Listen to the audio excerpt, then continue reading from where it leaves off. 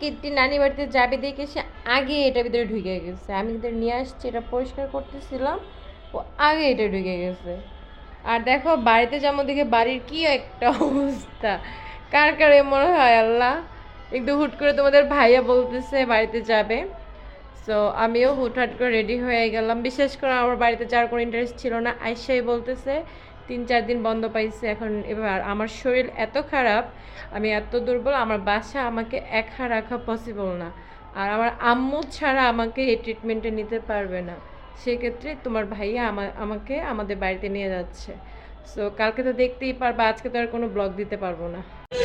এই দেখো এক্সাইটেড নানু বাড়িতে যাবে। সো আমরা অলরেডি মানে গাড়িতে উঠে গেছি। গাড়িতে সিট পাওয়া পসিবল না, এক একটা এমন মানে ভাড়া চাইতেছে বলার বাইরে। ঈদও মনে এত ভাড়া চায় না।